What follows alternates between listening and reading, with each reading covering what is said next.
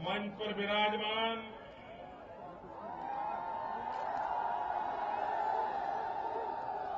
Bharatiya Janata party के प्रदेश अध्यक्ष श्रीमान नरेंद्र सिंह जी तोमर, हमारे वरिष्ठ नेता आदरणीय सुंदरलाल पटवा जी, आदरणीय कैलाश जोशी जी, राष्ट्रीय महासचिव आदरणीय रामलाल जी, श्रीमान अनंत कुमार जी, इस चुनाव में भारतीय जनता पार्टी के प्रत्याशी श्रीमान बाबूलाल जी गौर, श्रीमान उमाशंकर जी गुप्ता, श्रीमान आरिफ बेग साहब, श्रीमान विश्वास सारंग, श्री सुरेंद्रनाथ सिंह, श्री रामेश्वर शर्मा, श्रीमान विष्णु खत्री जी, मंच पर बैठे हुए सभी वरिष्ठ नेतागण और विशाल संख्या में पधारे हुए भोपाल के प्यारे नागरिक भाई और बहनों,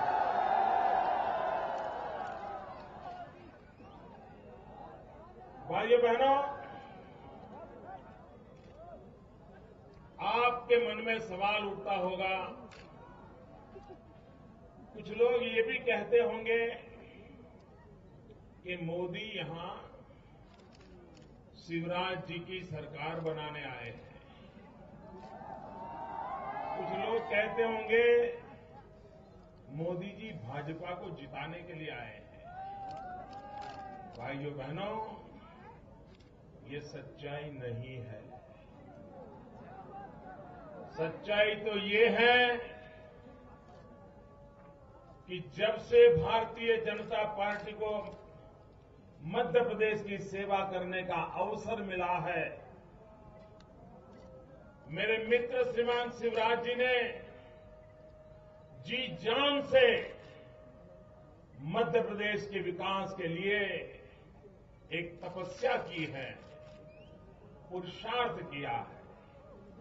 भाजपा के लाखों कार्यकर्ताओं ने जनता का विश्वास जीता है, जनता के दिलों में जगह बनाई है और इसके कारण भाजपा का विजय तो निश्चित है।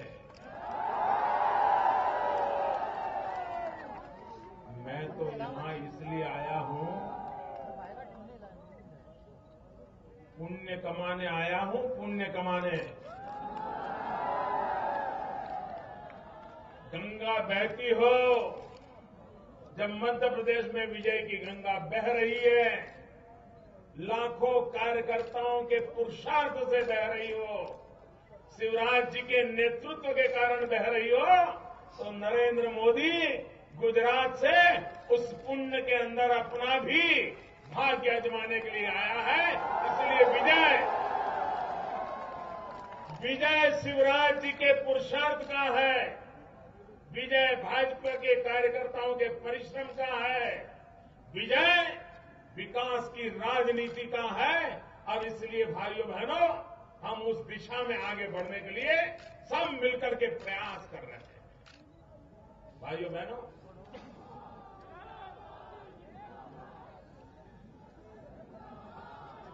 ये देश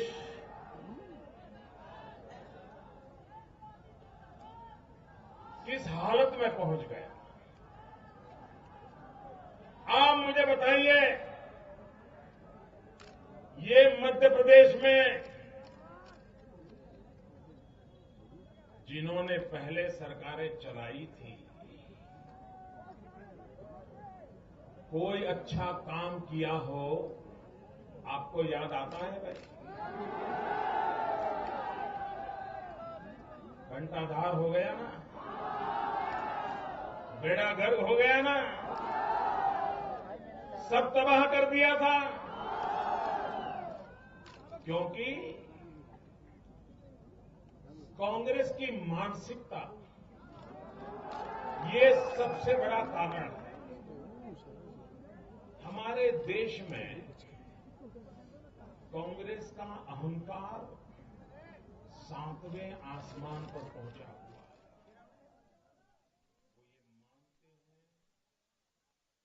है। ये देश उनकी जागीर है।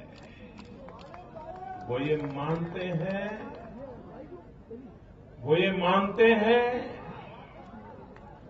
कि उनको मजबूरन इस देश की जनता को सर आंखों पर बिठाना ही पड़ेगा। उनको जनता की परवाह नहीं है। वो हमेशा पूरी शक्ति अपनी कुर्सी बचाए रखने में लगाते हैं या तो कुर्सी छीनने में लगाए रहते हैं। वे कभी भी जनता का भला करने के लिए जनता के दुखों की चिंता करने के लिए कभी नहीं सोचते। अभी उन्होंने मध्य प्रदेश में चुनाव में वादों का ढेर लगा दिया है ना।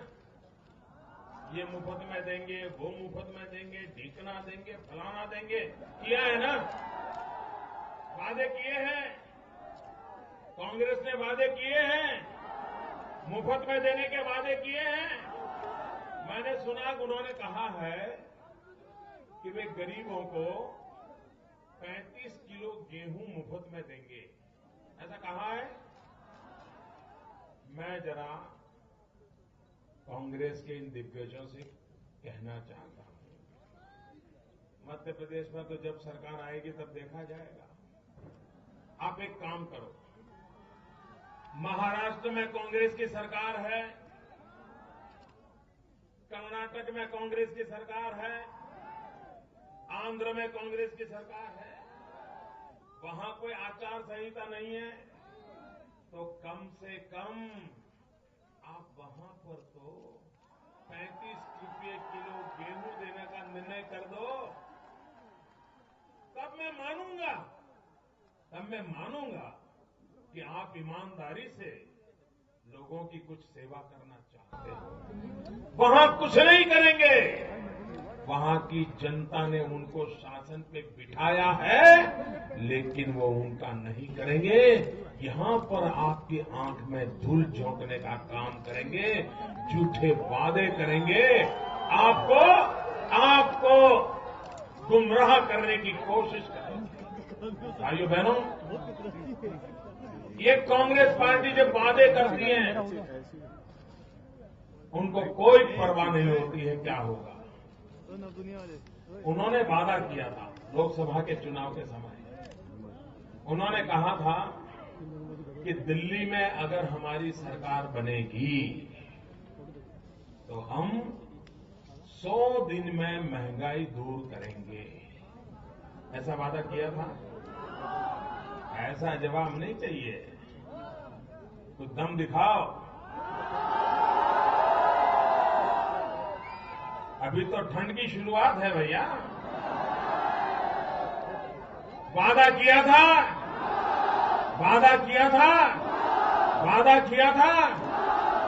महंगाई कम हुई, महंगाई घटी, महंगाई बढ़ी।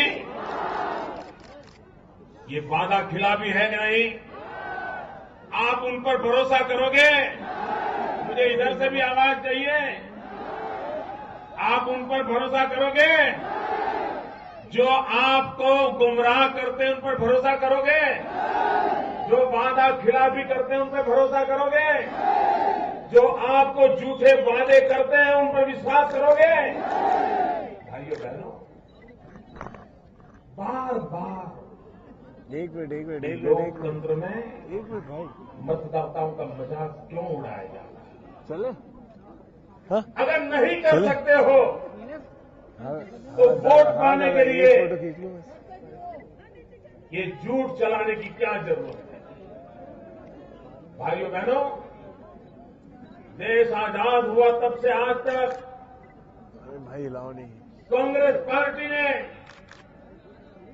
एक भी वादा निभाया नहीं है। वे सिर्फ आ गया एक फोटो कुर्सी पर बने रहने के खेल खेलते हैं। और इसलिए मैं कहने आया हूं भाइयों बहनों कि आप इन पे भरोसा मत कीजिए। भाइयों बहनों, उन्होंने दूसरा कहा था, उन्होंने कहा था कि दिल्ली में हमारी सरकार बनेगी तो हम नौजवानों को हर वर्ष 1-1 करोड़ को रोजगार देंगे। मैं पूछना चाहता हूं नौजवानों, आप में से कोई है जिसको दिल्ली सरकार ने नौकरी दी हो? आप में से कोई है जिसको दिल्ली सरकार ने रोजगार दिया हो? आप किसी को जानते हो जिसको दिल्ली सरकार ने रोजगार दिया हो? क्या हिंदुस्तान के नौजवानों के साथ ये खेल खेलोगे? ये देश जिसके 65% जनसंख्या 35 से कम आयु की है, ये नौजवानों का देश है। ये दुनिया का सबसे युवा देश है। यहां का युवा अपनी भुजाओं की ताकत से, अपने दिल दिमाग से, अपने सपने और संकल्प से भारत के भाग्य का निर्माता बन सकता है। लेकिन आपने उसे बेरोजगारी की खप्पर में डाल के रखा हुआ है। और इसलिए भाइयों बहनों, और कांग्रेस के लिए यूथ ये सिर्फ वोटर है, हमारे लिए यूथ ए पावर है। ये राष्ट्र की शक्ति है। और इसलिए सरकार ऐसी चाहिए जो नौजवान को एम्पावर करे, उसका सशक्तिकरण करे, उसके भुजाओं में बल दे, हाथ में हुनर दे, काम का अवसर दे। वो मेहनत करके पेट भरने के लिए तैयार है, वो मेहनत करके अपने मां बाप का भी पेट भरने के लिए तैयार है, उसको अवसर चाहिए। लेकिन दिल्ली की सरकार अवसर नहीं दे सकती। उद्योग बंद पड़े हैं, बिजली के कारखाने बंद पड़े हैं। दोस्त, आप हैरान होंगे, हिंदुस्तान में एक तरफ अंधेरा है, दूसरी तरफ 20,000 मेगावाट बिजली पैदा करने वाले कारखाने बंद पड़े। ऐसा देश कभी नहीं हो सकता है कि एक तरफ बिजली के कारखाने बंद हो, बिजली उपलब्ध न हो, उद्योग घराने बंद पड़े हो, देश में अंधेरा हो। और कारण क्या? कारण एक, दिल्ली की सरकार को लकवा मार गया है। पॉलिसी पैरालिसिस है, कोई निर्णय नहीं करते। भाइयों बहनों, 20,000 मेगावाट के बिजली के कारखाने इसलिए नहीं चल रहे क्योंकि उनको कोयला नहीं मिल रहा है। ये कोयला कहां गया भाई? ये कोयला कहां गया? ये कोयला कौन खा गया? ये कोयले की फाइलें कौन खा गया? किसने हालत पैदा की? और इसलिए भाइयों बहनों, अगर कारखाने बंद है, मैन्युफैक्चरिंग सेक्टर को गंभीर घात लगा है, तो देश के नौजवान को रोजगार कहां से मिलेगा? वो रोजी रोटी कहां से कमाएगा? भाइयों बहनों, कांग्रेस पार्टी न किसानों का भला कर सकती है। आपको हैरानी होगी,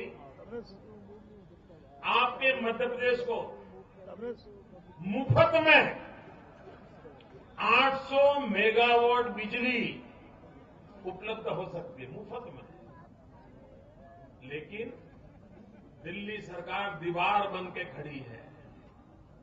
उनको लगता है अगर मध्य प्रदेश को 800 मेगावाट बिजली मुफ्त में मिल जाएगी तो ये मध्य प्रदेश का तो जय जयकार हो जाएगा, ये भाजपा की वाहवाही हो जाएगी और कांग्रेस की नाक कट जाएगी।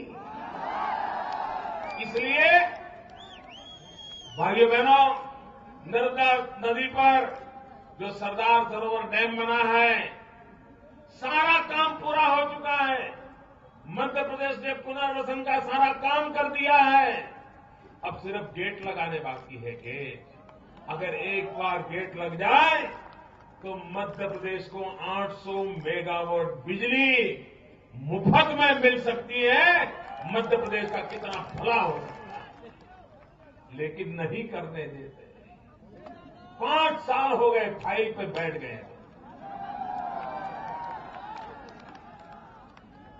क्या ऐसा व्यवहार होता है? भाइयों बहनों, ये दिल्ली सरकार आए दिन भाजपा सरकारों को परेशान करने की उसको आदत हो गई है। आप देखिए, मध्य प्रदेश में टूरिज्म के विकास के लिए बहुत संभावनाएं पड़ी हैं और शिवराज जी ने टूरिज्म क्षेत्र पर बल देते हुए कैंपेन का अभियान, एडवर्टाइजिंग का अभियान बहुत बढ़िया ढंग से चलाया। देश और दुनिया के टूरिस्ट यहां आए, बहुत संभावनाएं पड़ी हैं। लेकिन यहां के जो नेशनल हाईवे है, एक बार टूरिस्ट वहां आएगा तो दोबारा आने का नाम नहीं लेगा। क्यों? ये नेशनल हाईवे की जिम्मेवारी दिल्ली सरकार की है। स्टेट के रास्ते अच्छे हैं, यहां नेशनल हाईवे रिपेयर करने को तैयार नहीं है, इस पर खर्चा करने को तैयार नहीं है। क्यों? क्योंकि भाजपा सरकार है। आप मुझे बताइए भाइयों, आप हिंदुस्तान के नागरिक हैं? आप हिंदुस्तान के नागरिक हैं? आप दिल्ली सरकार आपसे दुश्मनी करे वो आपको मंजूर है? ये दिल्ली सरकार को आपसे दुश्मनी करने का अधिकार है? ये पाप कर रहे हैं।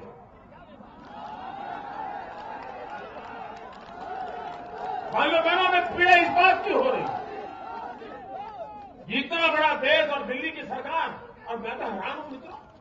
इन दिनों मैडम पधारे थे यहां,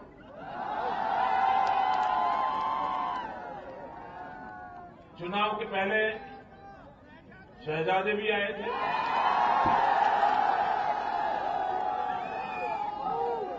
और आकर के क्या बोल के गए?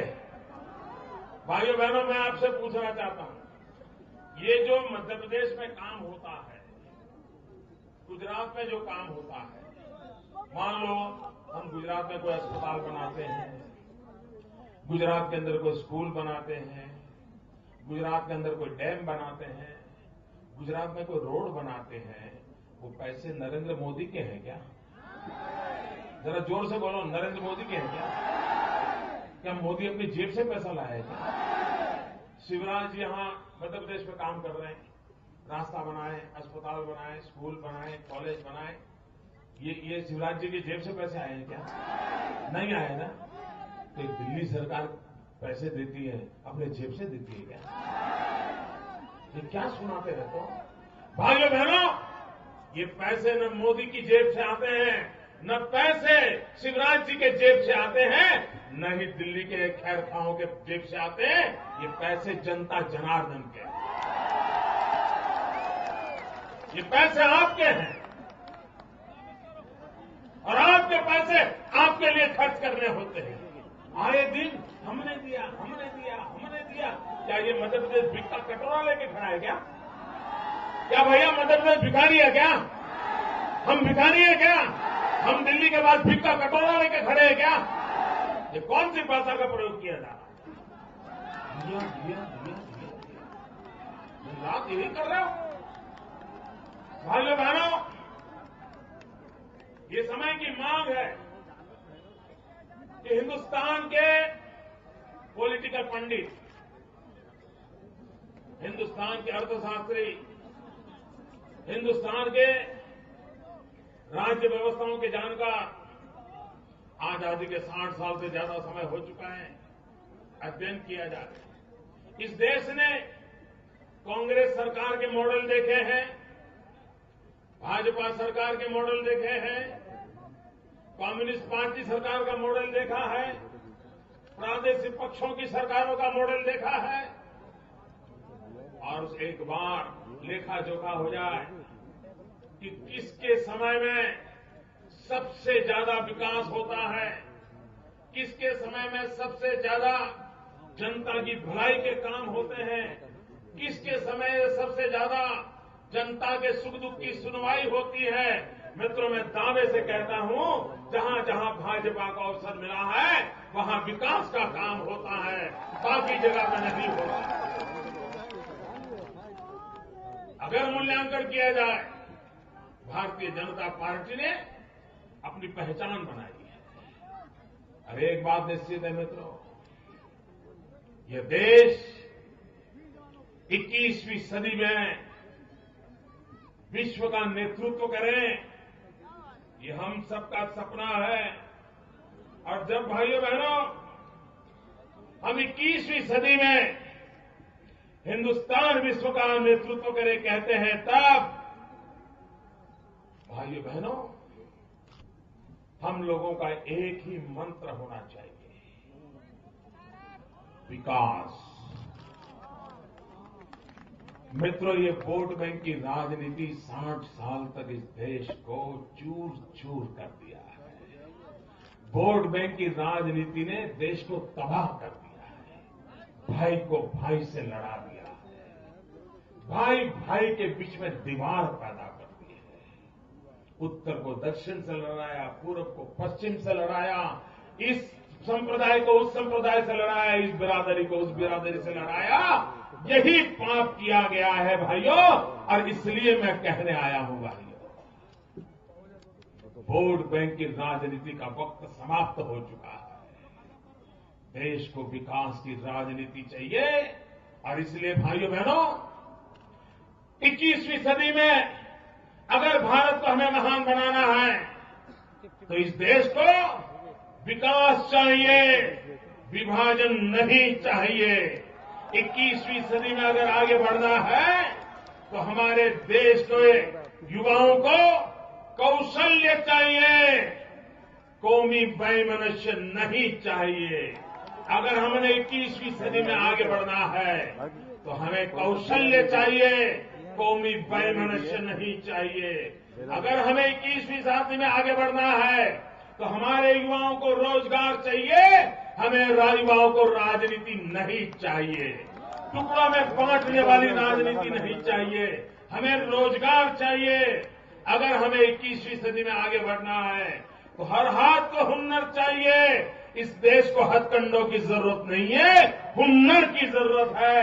और इसलिए भाइयों बहनों 21वीं सदी में देश को आगे ले जाना है तो हमें हुनर पे बल देना होगा, हथकंडों को छोड़ना होगा। भाइयों बहनों इस देश में अगर हमें आगे बढ़ना है तो इस देश को काम करने वाले लोगों को अवसर चाहिए, अवसरवादिता का खेल खत्म होना चाहिए। देश को अवसर चाहिए, अवसरवादिता का खेल नहीं चाहिए। उस बात को लेकर के मैं आगे बढ़ना गए। भाइयों बहनों गरीब आदमी को रोजी रोटी चाहिए, उसे जातिवाद का जहर नहीं चाहिए।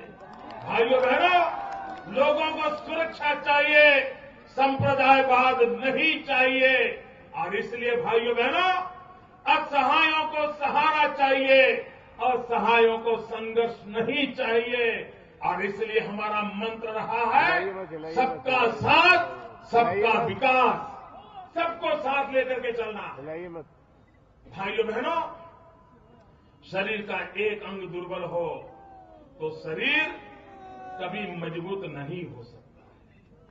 जैसे शरीर का हर अंग मजबूत होना चाहिए, वैसे समाज का भी हर अंग मजबूत होना चाहिए, राज्य का भी हर अंग मजबूत होना चाहिए, कोई अगर पीछे रह गया तो हम आगे बढ़ नहीं सकते। सबका साथ सबका विकास, ये मंत्र होना चाहिए। लेकिन भाइयों बहनों, कांग्रेस की राजनीति ऐसी है कि वो आपको टुकड़ों में बांटती रहती है। और ऐसे लोग हैं, कांग्रेस की कार्यशैली कैसी है? पहले वो हाथ जोड़ते हैं, फिर हाथ मिलाते हैं, फिर हाथ दिखाते हैं, फिर हाथ आजमाते हैं और फिर हाथ की सफाई शुरू करते हैं। और इसलिए इनके ये हाथ के करामत को पहचानिए। ये देश को बर्बाद करने वाला हाथ है, इससे देश को बचाना होगा। और इसलिए भाइयों बहनों, कांग्रेस पार्टी ने उसकी जिम्मेवारी, हमारे गणतंत्र को मजबूत करें, हमारे लोकतंत्र को मजबूत करें। लेकिन भाइयों बहनों, कांग्रेस पार्टी ने गणतंत्र का इतना डिवैल्यूशन कर दिया, इतना डिवैल्यूशन कर दिया कि उन्होंने गणतंत्र को घरतंत्र बना दिया, परिवार का ही तंत्र बना दिया। गणतंत्र को जिन्होंने घरतंत्र बना दिया है, उनकी विदाई होनी चाहिए। ये कांग्रेस का कल्चर है, जिसने गणतंत्र को घरतंत्र बना दिया है। ये भारतीय जनता पार्टी का सपना है। हम गणतंत्र को गुणतंत्र में परिवर्तित करना चाहते हैं। और इसलिए भाइयों बहनों, मैं आपसे कहने आया हूं कि हम एक परिवर्तन की दिशा में आगे बढ़ना चाहते हैं। हम विकास के रास्ते पर आगे बढ़ना चाहते हैं। और विकास करने के सपने हो तो क्या कुछ नहीं हो सकता है। आपके मध्य प्रदेश में कृषि विकास में जो काम किया गया है, काबिले दाद है दोस्तों। हिंदुस्तान का कृषि विकास दर 3%, 4% के इधर उधर घूमता रहता है। शिवराज जी ने 13% से ज्यादा कृषि विकास दर करके हिंदुस्तान का पेट भरने का काम किया है। बहुत बड़ा काम किया है। बिजली का उत्पादन 50 साल में कांग्रेस की सरकारों ने किया, उससे डबल 10 साल में करके रख दिया। अगर विकास का मंत्र लेकर के चलते हैं तो कैसे काम होता है। भाइयों बहनों, डॉक्टर मनमोहन सिंह जी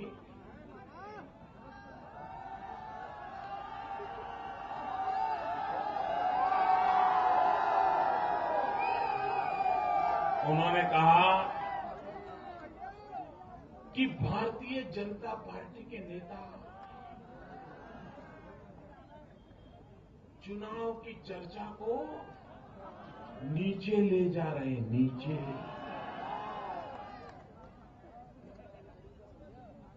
प्रधानमंत्री जी, लोकतंत्र की मर्यादाएं,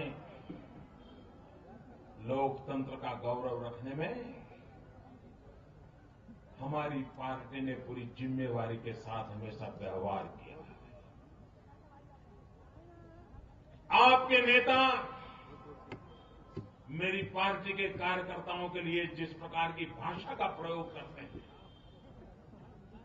जिस प्रकार के गंदे और गलीज शब्दों का प्रयोग करते हैं, भारतीय जनता पार्टी ने कभी अपनी शालीनता नहीं खोई है।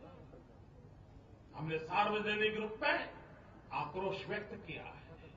हमने सार्वजनिक रूप से लोकतंत्र की मर्यादाओं में रहते हुए जनता की आवाज को दिल्ली सरकार तक पहुंचाने के लिए जी जान से कोशिश की है। वो लोकतंत्र में हमारा अधिकार है।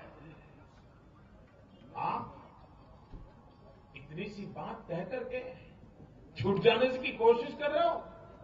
प्रधानमंत्री जी, मैं आपको पूछना चाहता हूं, जब पिछला संसद चल रही थी, उस संसद के अंदर कुछ लोग नारे लगा रहे थे, चोर चोर चोर। आपको बुरा लग गया?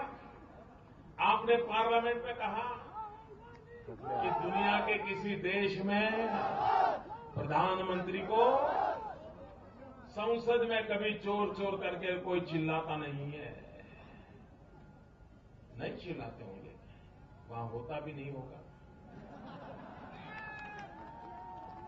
लेकिन प्रधानमंत्री जी, कोई ने आप चोर बोल दिया, नारा लगा दिया, आपका नाम नहीं दिया था, तब भी आपको बुरा लगा था।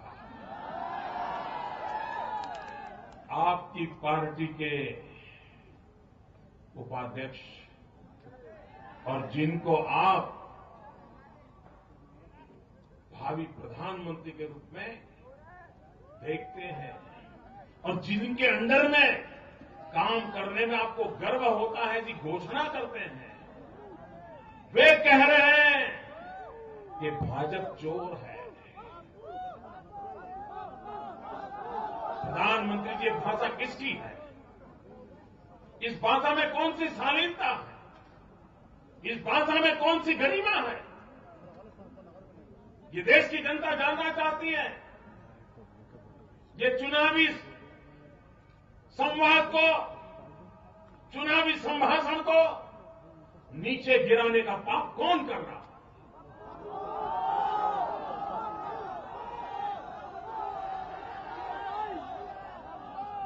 और आप आरोप भारतीय जनता पार्टी के नेताओं पर लगाते हो। आप मुझे बताइए भाइयों, क्या भारतीय जनता पार्टी चोर है? ये कोई उचित भाषा है? ये शोभा देती है उनको? क्या बोल रहे हो? और मैं कहता हूं, साझे देखो, आपने कहा है ना भाजपा चोर है। मैं आपके आरोप को स्वीकार करता हूं। आइए, खेल खिलाड़ी के घोड़े सवार हो गए। मैं आपके आरोप को स्वीकार करता हूं। हां, हमने चोरी की है। हमने चोरी की है, पूरी कांग्रेस पार्टी की नींद की चोरी की है। नींद चोरी, आपकी नींद हमने चुराई है और आप पूरी कांग्रेस बेचैन बन गई है, सो नहीं सकती है। उनको दिन में भी सपने आते हैं।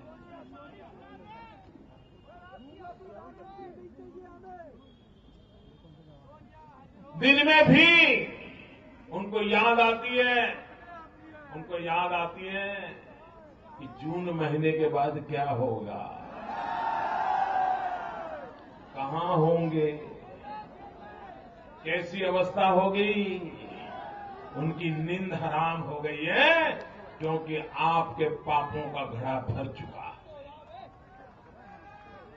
भाइयों बहनों, इस देश में गरिमा और मर्यादा की बात करने वाले प्रधानमंत्री जी, आप जब अमेरिका में थे, हमने तो आपकी इज्जत को हाथ नहीं लगाया था। हमने तो आपकी इज्जत में हाथ नहीं लगाया था प्रधानमंत्री जी। आपको अपमानित करने का काम किसने किया? प्रेस कॉन्फ्रेंस करके टीवी के सामने, देश के करोड़ों देशवासियों के सामने आपको नॉनसेंस किसने कहा था? बार बार नॉनसेंस किसने कहा था? अरे कैबिनेट ने जो निर्णय किया, उस कागज के टुकड़े को फाड़ दो, एक पूरी कैबिनेट का अपमान किसने किया? लोकतंत्र की मर्यादाओं को किसने तोड़ा था? चुनी हुई सरकार का अपमान किसने किया था? देश में गंदी भाषा का प्रयोग किसने किया? आप ही की पार्टी के लोग कर रहे हैं। और प्रधानमंत्री जी, आप भारतीय जनता पार्टी के सर पर ठिकरा फोड़ने की कोशिश कर रहे हो। यह देश आपकी इन बातों को कभी स्वीकार नहीं करने वाला है। आज देश महंगाई के कारण, भ्रष्टाचार के कारण, कुशासन के कारण तंग आ चुका है। भाइयों बहनों, जिस दिन देश स्वराज्य हुआ और स्वराज्य का आंदोलन समाप्त हुआ, उसी दिन इस देश में सुराज्य का आंदोलन शुरू होने की जरूरत थी। दिल्ली में बैठी हुई सरकार की जिम्मेवारी थी गुड गवर्नेंस की, सुराज्य की। भाइयों बहनों, आज हम जितनी मुसीबतें झेल रहे हैं, उन मुसीबतों के मूल में कुशासन है, बैड गवर्नेंस है। और दिल्ली सरकार को सुशासन की परवाह नहीं है। और भाइयों बहनों, एक बैड गवर्नेंस कैसा होता है? एक आध व्यक्ति कितना ही हेल्दी क्यों न हो, कितना ही तंदुरुस्त क्यों न हो, कितना ही हट्टा कट्टा क्यों न हो, लेकिन एक बार अगर उसको डायबिटीज हो गया तो पता तो चलता नहीं है, शरीर पर कोई इफेक्ट ध्यान में नहीं आता है, लेकिन धीरे धीरे सब बीमारियों का वो घर बन जाता है। वो डायबिटीज ऐसा होता है, हर एक बीमारियों को निमंत्रण देता है। उसी प्रकार से बैड गवर्नेंस ये देश के जीवन में एक डायबिटीज जैसा रोग है, जो शासन में हर प्रकार की बीमारियों को खींच करके लाता है और धीरे धीरे पूरा देश खोखला हो जाता है, पूरा देश तबाह हो जाता है। भाइयों बहनों, इस देश को ये कुशासन की, बैड गवर्नेंस की बीमारी से बाहर निकालना पड़ेगा, देश को आगे बढ़ाना पड़ेगा, सही फैसले करने पड़ेंगे, सीना तान करके जिम्मेवारियां लेनी पड़ेगी। भागने से काम नहीं बनेगा, जिम्मेवारियां उठानी पड़ेगी। देश का भविष्य तय करने के लिए यह आवश्यक होता है। और इसलिए भाइयों बहनों, इस देश को विकास की राह पर ले जाना है तो भी हमें सुशासन को बल देना पड़ेगा, गुड गवर्नेंस को बल देना पड़ेगा। भाइयों बहनों, ये लोग जो करना है वो करते नहीं, नहीं करना वो पहले करते हैं। एक्ट लाते, एक्ट। सचमुच में सरकार आपको बनाई है एक्ट करने के लिए, कुछ करो, करना कुछ नहीं। आपको हमेशा का एक्ट दिखाते हैं, एक्ट। अरे भाई, देश कह रहा है ये भ्रष्टाचार से देश को बचाओ। अभी मैडम छत्तीसगढ़ में आई थी, मैं हैरान था, उस दिन मैं वहीं था। उन्होंने भाषण किया कि नक्सलवाद को बढ़ावा बीजेपी ने दिया है। कमाल है मैडम, आप क्या बोल रही हो? तिरुपति से लेकर के पशुपति तक पूरा देश रेड कॉरिडोर बन गया है। नक्सलवाद, माओवाद हिंदुस्तान के कई जिलों में अपना पगडंडा जमा रहा है। और आपने क्या किया? आतंकवाद के खिलाफ लड़ने के लिए, नक्सलवाद के खिलाफ लड़ने के लिए, उग्रवाद के खिलाफ लड़ने के लिए अटल बिहारी वाजपेयी की सरकार ने पोटा का कानून बनाया था। आपने आते ही उस कानून को खत्म कर दिया और नक्सलवादियों को खुला मैदान दे दिया। और आप हमें कह रही हो, और आपकी सरकार, क्या हाल है उसका? पाकिस्तान हमारे नौजवानों के सर काट के ले जाए, देश के सिपाही के सर काट लिए जाए, और आप पाकिस्तान के प्रधानमंत्री को जयपुर में चिकन बिरयानी का भोजन कराए। और लोगों ने पूछा तो कहते प्रोटोकॉल है, प्रोटोकॉल। तो क्या पाकिस्तान का प्रोटोकॉल सर काटने का है क्या? और आपका प्रोटोकॉल चिकन बिरयानी परोसने का है क्या? भाइयों बहनों, देश ऐसे नहीं चलते। अगर आपके अंदर सामर्थ्य नहीं है तो दुनिया आपको नोच लेगी, लेकिन हिंदुस्तान में अगर ताकत होगी तो दुनिया दोस्ती के लिए आगे बढ़ेगी। लेकिन आज उनको यही करने में बड़ा शौक है। भाइयों बहनों, मैंने प्रारंभ में कहा 25 तारीख को आपको विधायक नहीं चुनना है। 25 तारीख को आपको सरकार नहीं चुननी है। 25 तारीख को आपने अपना भाग्य तय करना है। आपको मध्य प्रदेश को कहां ले जाना है, वो निर्णय करना है। क्या फिर से एक बार ये मध्य प्रदेश बेड़ा गर्क करने वालों के हाथों में देना है, घंटाधार को देना है, किसी भी हालत में मध्य प्रदेश को बर्बाद होने देना है? भाइयों बहनों, आज जो गुजरात के विकास की यात्रा की चर्चा हो रही है ना, इसके अनेक कारण हैं। एक महत्वपूर्ण कारण यह है कि गुजरात की जनता ने बार बार भाजपा में विश्वास व्यक्त किया है, बार बार विश्वास व्यक्त किया है। उसके कारण राजनीतिक स्थिरता है, उसके कारण नीतियों में गति है, काम में प्रगति है। मध्य प्रदेश में भी आप तीसरी बार सरकार बना के देखिए, हम मध्य प्रदेश को कहां से कहां पहुंचा देते हैं।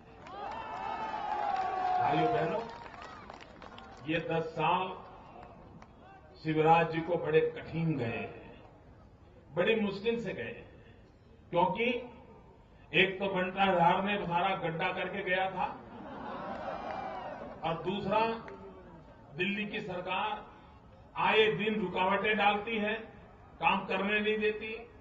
उसके कारण उनको प्रगति की यात्रा में दिक्कत आती है। भाइयों बहनों, अब 200 दिन की बात है। 200 दिन के बाद दिल्ली में भी सरकार बदलने वाली है। दिल्ली में भी बीजेपी की सरकार बनेगी। आप कहो भाइयों, दिल्ली में भाजपा की सरकार हो, मध्य प्रदेश में भाजपा की सरकार हो, आपको तो 2-2 हाथ में लड्डू है। 2-2 अगर यहां पर बीजेपी की सरकार हो और दिल्ली में अनुकूल सरकार हो, तो ये काम डबल गति से होगा कि नहीं होगा? तेज गति से मध्य प्रदेश आगे बढ़ेगा कि नहीं बढ़ेगा? मध्य प्रदेश नई ऊंचाइयों को पार करेगा कि नहीं करेगा? इसलिए भाइयों, सवाल 200 दिन का है, गलती मत करना, किसी को गलती मत करने देना, और इस देश को कांग्रेस मुक्त भारत बनाना होगा। भाइयों बहनों, महात्मा गांधी का रास्ता हम सबको मंजूर है। गांधी की इच्छा पूरी करना इस देश के हर नागरिक का कर्तव्य है। कल प्रधानमंत्री जी ने भी कहा था कि हम महापुरुषों का नाम देते हैं तो उनकी बातों का आचरण भी करना चाहिए। कल ही बोले हैं प्रधानमंत्री जी ने कहा है कि महापुरुषों ने जो कहा है उसका आचरण भी करना चाहिए। महात्मा गांधी की इच्छा अधूरी रह गई है, उसको पूरी करना है। करोगे भैया? महात्मा गांधी की इच्छा पूरी करोगे? स्वयं डॉक्टर मनमोहन सिंह जी ने कहा है कि महापुरुषों की इच्छाओं, उनकी बातों का आचरण करना चाहिए। करोगे? मनमोहन सिंह जी ने कहा है तो मुझे भी करना चाहिए। महात्मा गांधी ने कहा था इस कांग्रेस को बिखेर दो। करोगे? महात्मा गांधी ने कहा है कांग्रेस का काम पूरा हो गया, उसको खत्म करो। खुद महात्मा गांधी कह के गए हैं, वो काम पूरा करना चाहिए कि नहीं करना चाहिए? करोगे? भाइयों बहनों, मध्य प्रदेश की धरती से ये कांग्रेस नाम की पार्टी को उखाड़ के फेंक दो। प्रधानमंत्री जी ने जो कहा है उसको पूरा करके दिखाओ। भाइयों बहनों, हमें देश को आगे ले जाना है, और जब हम देश को आगे ले जाने की बात करते हैं तब हमारे मन में साफ है, हम ये साफ मानते हैं कि हिंदुस्तान का, इस देश की सरकार का जो दिल्ली में बैठती है या राज्य में बैठती है, सरकार का एक ही मजहब होता है और मजहब होता है इंडिया फर्स्ट। सरकार का एक ही धर्म ग्रंथ होता है, वो होता है भारत का संविधान। सरकार की एक ही भक्ति होती है, वो भक्ति होती है भारत भक्ति। सरकार की एक ही शक्ति होती है, वो शक्ति होती है 125 करोड़ भारतवासी। सरकार की एक ही कार्यशैली होती है और वो कार्यशैली होती है सबका साथ सबका विकास। इस मंत्र को लेकर के हम आगे बढ़े।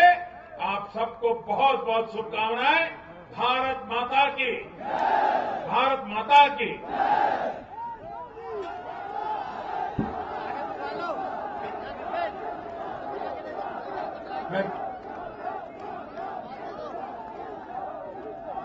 मैं प्रणाम करता हूं उस पावन पवित्र गुजरात की माटी को जिसने देश की एकता अखंडता बनाए रखने के लिए राष्ट्रभक्त नरेंद्र मोदी को जन्म दिया।